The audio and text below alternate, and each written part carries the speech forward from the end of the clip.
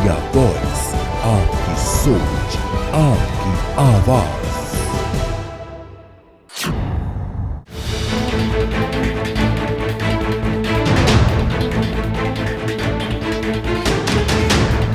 मुख्यमंत्री ने कैथल में शाक्य समाज के लिए 21 लाख रुपए धर्मशाला निर्माण के लिए देने की घोषणा की। साथ ही उन्होंने कहा कि राज्य में बुद्ध जयंती का भव्य आयोजन किया जाएगा।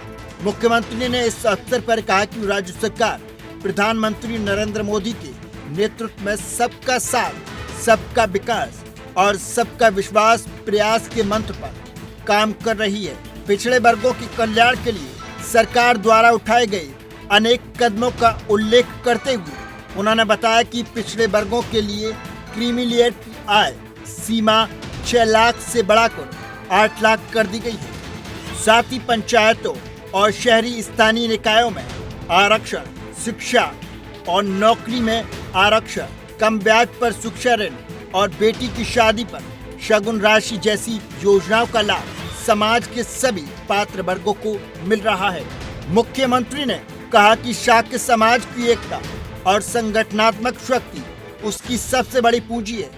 उन्होंने समाज के लोगों से आह्वान किया कि वह भगवान बुद्ध के दिखाए मार्ग पर चलते हुए अपने बच्चों को शिक्षित करें। उन्होंने जो पंचशील के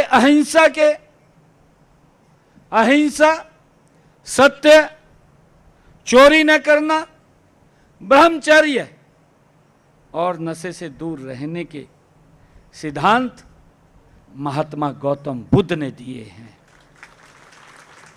वे हम सब के लिए, ये पूरी मानव सभ्यता के लिए आज भी उतने ही प्रासंगिक हैं जितने 2500 वर्ष पूर्व थे। वो ऐसे महान व्यक्तित्व थे। आज जब संसार अनेक प्रकार के संघर्षों, तनाव और हिंसा से गुजर रहा है, तब भगवान गौतम बुद्ध के दिखाए शांति और अहिंसा के मार्ग की आवश्यकता और भी बढ़ जाती है। समाज में शांति, सौंदर्य बनाए रखें और प्रदेश को विकास के शिखर तक पहुंचाने में सहयोग करें। नायब सिंह सैनी ने कहा कि शहरी स्थानीय निकाय लोकतंत्र की आधारभूत संस्थाएं हैं, यानी लोकतंत्र की प्रथम पाठशाला और नर्सरी। उन्होंने कहा कि स्थानीय स्तर पर लोकतंत्र की जड़ें जितनी गहरी होंगी, हमारे राष्ट्र उतना ही मजबूत होगा। उन्होंने आगे कहा कि जब आधुनिक बुनियादी ढांचा नागरिकों को गुणवत्तापूर्वक सेवाएं प्रदान करता है। कि उन्होंने अपने जो निगम क्षेत्र है, उस निगम क्षेत्र के अंदर क्या बेस्ट प्रैक्टिस की है, उसको भी हमें देखने और समझने का मौका इसके माध्यम से मिलेगा, ताकि हम उसको अपने अपने शहर के अंदर बढ़ा सकें और सामूहिक रूप से बैठ करके हम उसके ऊपर चर्चा कर सकें। मुख्यमंत्री ने राज्य के महत्वाकांक्षी विजन 2047 को रेखांकित किया, जिसमें $1 ट्रिलियन की अर्थव्यवस्था बनाने और हरियाणा में 50 लाख रोजगार के अवसर पैदा करने का लक्ष्य शामिल है। मुख्यमंत्री ने कहा कि अमृत योजना के तहत पूरे हरियाणा में शहरी बुनियादी ढांचों को मजबूत किया जा रहा है। हमारा सपना है कि हर शहर स्लम मुक्त हो।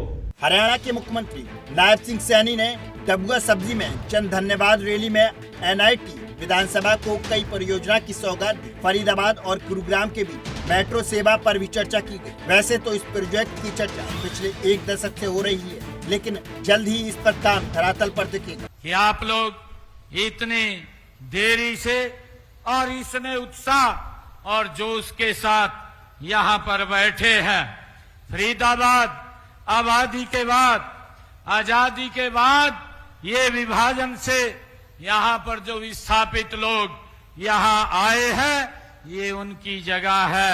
मुख्यमंत्री ने कहा कि बीजेपी ने 2014 से अब तक बीजेपी सरकार ने अकेले फरीदाबाद के NIT क्षेत्र में 640 करोड़ रुपए के विकास कार्य कराए हैं। मुख्यमंत्री ने यह भी कहा कि विधानसभा चुनाव के दौरान घोषित 217 संकल्पों में से सरकार ने 100 दिन के अंदर 19 पूरे किए हैं। मुझे खुशी है साथियों, मैं आपके बीच में भारतीय जनता पार्टी के तीसरे और ऐतिहासिक कार्यकाल की शुरुआत के बाद मैं पहली बार आप लोगों के बीच में आया हूं।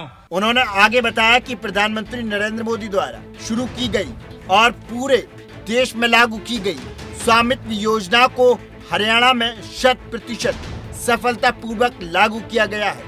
इसके अलावा राज्य ने पारदर्शिता बढ़ाने और शहरी सेवाओं की बेहतर डिलीवरी सुनिश्चित करने के लिए नगर दर्शन पोर्टल भी शुरू किया है। हमने शहरों को कचरा मुक्त करने के लिए 100% सोर्सेज सेग्रीगेशन, बायो सीएनजी और सर्कुलर इकोनॉमी को बढ़ावा हम दे रहे हैं। हमारा सपना है कि हर शहर स्लम मुक्त हो।